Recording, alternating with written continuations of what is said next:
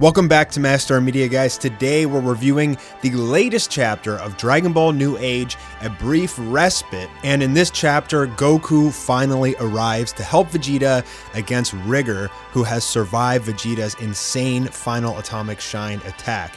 Now, this will be the last chapter for at least a month. Malik is taking a little break. He has worked himself into complete exhaustion. He does all of these chapters completely 100% by hand, first doing it in pencil and then doing the inking for it as well. He has a Twitch stream where he shows this. I'll put a link for that in the description if you guys ever want to see him working on these chapters. It's really cool to watch, actually. So what I did is I actually sent him a tablet, a 13-inch pen display tablet, because I want him to increase his workflow and be able to do these chapters easier and more efficiently. So he should get that tablet soon, and I'm really happy that I was able to help him out because Dragon Ball New Age is just absolutely awesome. I'm loving this new revision. Right now what we're having here is everybody thinks that Rigger is dead. There's just this gigantic gaping hole in the ground from Vegeta's final Atomic Shine. Everybody's celebrating because they think that they won. I mean, who or what on Earth could survive an attack like that? Vegeta's final Atomic Shine happened in Chapter 5. If you guys want to go watch the review for that, I'll put pin that as top comment, put it in the description. Definitely check that out if you're not caught up on Dragon Ball New Age, because Vegeta's attacks is just absolutely insane. So he used every bit of energy to use that attack, and here, even on the Kai planet, Goku and Gohan felt the energy from Vegeta, and Oob is saying maybe Vegeta's getting a little too serious into his training. Goku's saying, I don't think so, something doesn't feel right. So actually Goku was supposed to have been told that Vegeta needed help by the Elder Kai, but he's saying, you guys were too fired up, I couldn't even get close to you to tell you Vegeta needs help. So everybody on Earth, they're picking Vegeta up. He's completely toasted at this point. He used everything he had. He thinks he's okay. There's this gigantic crater in the ground and they're lifting him up. And right now, Sapari, Rigger's wife, she actually thinks that he's dead. She's crying and throwing a fit. I mean, she should know how strong this dude is. She knows he has like some crazy dark Super Saiyan 5. But I guess Vegeta's attack was just so unbelievable that maybe she thought that, he caught Rigger off guard, which he pretty much did. But hey guys, this is Dragon Ball. Does the super OP villain ever die on the first major attack? Hell no. So as she's mouthing off to Vegeta, she's saying, you're still a monster. Well, no, he's not a monster. Come on, you came to Earth to kill him. It's just self-defense at this point. So she's saying I should kill you myself for what you've done, but then her scouter starts beeping off, and that's when we see that Rigger is actually still alive, and the rest of the Z fighters can't believe it. And you see Rigger up in the sky, and he just lightning bolts down into the ground in a very cool pose here. I like how Malik depicted this. And the look on Piccolo's face is priceless. You got to remember, he got pulverized into a pancake pretty much a few times in the last episode, even knowing that it was going to hurt. As he said, this is going to hurt, as he charged in to hold off Rigger while Vegeta charged up the final Atomic Shine. And so Piccolo is destroyed. Vegeta is out of energy. And here we see Rigger, who is now Super Saiyan 4, which he has not shown off yet. He has only showed his true Super Saiyan form, which I've explained before is pretty much just like, it's like Mastered Super Saiyan, kind of how Goku fought Cell, but this is true Super Saiyan, which is like a step beyond that, where it can even access the power of Super Saiyan 3 without any of the negative side effects. He did show a little bit of his super power, his Dark Super Saiyan 5, but it hasn't fully come out yet. And here Sapari hugs Rigger, and he's really upset seeing that Vegeta is standing there with his comrades. He's saying, even though you got me with that one, only my master has ever hit me hard enough to force me into my assault form. In that regard, you have my respect. So Rigger calls his forms very different than Super Saiyan 1, 2, 3, 4, 5. He has like his own names for each of these forms, which is kind of neat. Also pay attention to, we just got the revelation that Rigger has a master. Now, how strong could that guy be? And will he come in the future? Is this the first foreshadowing of someone even above Rigger that may come down the line? So Rigger's saying, it appears that this Saiyan form won't be necessary. Your best chance is now gone. I survived. I can go back to my true Super Saiyan form, retain my stamina for whatever reason. I don't know why he just doesn't stay Super Saiyan 4 and just obliterate Vegeta in one blast. He has the power here. He's just toying, I guess, giving Vegeta false hope. But with the knowledge that these guys have tricks up their sleeves, you'd think that at this point he's just end it immediately. Anyways, Goku and company prepare. They're all rested and healed up, and they're going to go and help Vegeta.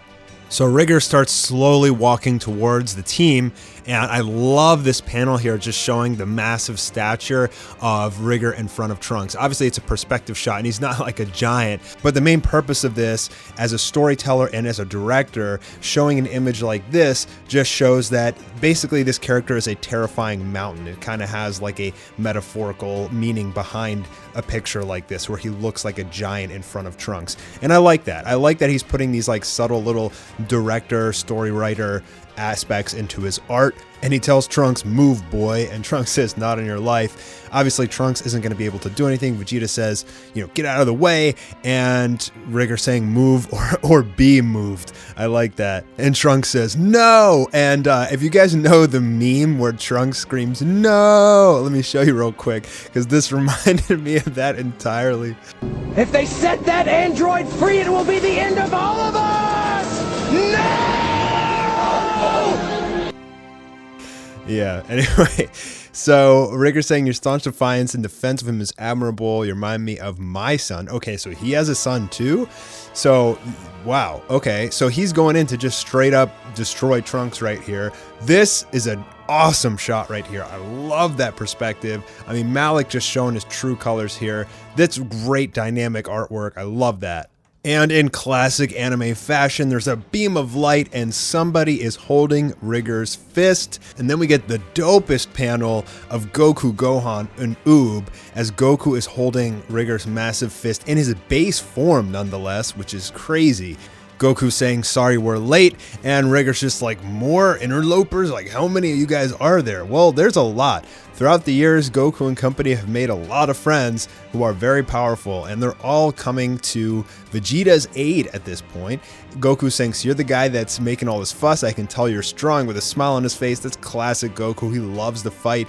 And Rigger can't believe that Vegeta has so many friends. He thought that he was the old murderous, crazy Vegeta, which he's not anymore. Rigger saying, "So what? You want to fight me all at once? Bring it on." And Goku said, "No, not all at once. Probably just Goku's going to take his turn." But he does have a Senzu, which I believe he's about to give to Vegeta. And that he does. He gives Vegeta the Senzu, Piccolo saying, "Don't worry about us. It's not like we can do anything to this guy anyway." Now, curious, if you remember back in the Cell Saga, Vegeta said during a fight, a Saiyan like Goku or Vegeta would rather die than eat a Senzu mid-battle. And here he just quickly, willingly, and easily eats that Senzu without any fuss at all, which is kind of peculiar. That's not Vegeta's pride personality at all. He's also very willing to just simply and easily team up with Goku here, and he's saying even at our full power, I don't think we really have a chance. I don't really like our odds, and everybody else is pretty much going to leave the battlefield because they're just getting in the way at this point. And so they all leave, and Rigger's like, why are you all just throwing your lives away for this scumbag that is Vegeta? And Goku says, "Well, that stuff happened ages ago. Vegeta's changed a lot. I know he's still a jerk sometimes, but whatever." Vegeta giving a silly little face there. He's blushing from the bromance. So Rigger's saying, "So you won't step aside then?" And Goku says, "No way." And obviously Goku likes to fight strong opponents. He wants to see Rigger's techniques, and he wants to go all out. He thinks it will be fun. That actually really pisses off Rigger, who said, "Fun? Is this a game to you?"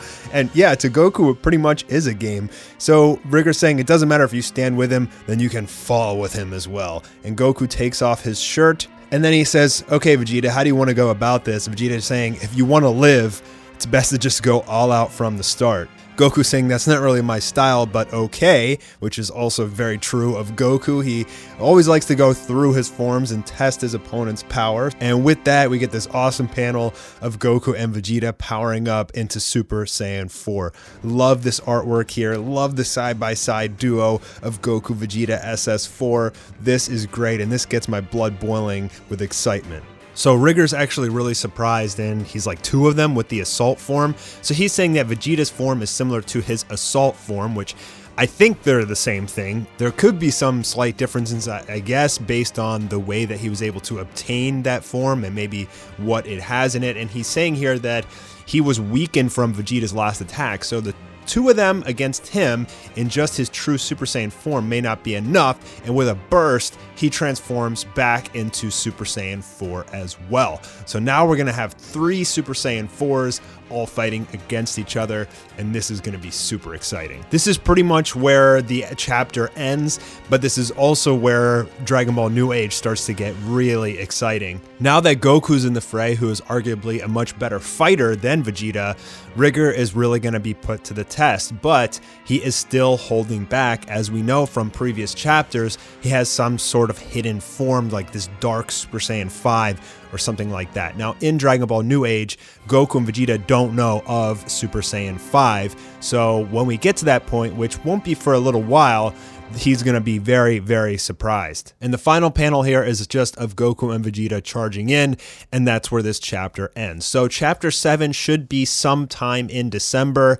We just got to let Malik work on it. These chapters take a tremendous amount of time to do. This was a lovely chapter. I really appreciate it, especially some of the art shots that Malik did here. Links for everything Malik, his PayPal, his website, his Twitch, everything will be in the description. I encourage you to go support him if you like Dragon Ball New Age, if you appreciate the art and the amount of work that goes into this. And I can't wait for the next chapter. I'll talk to you guys soon with another video. Awarida!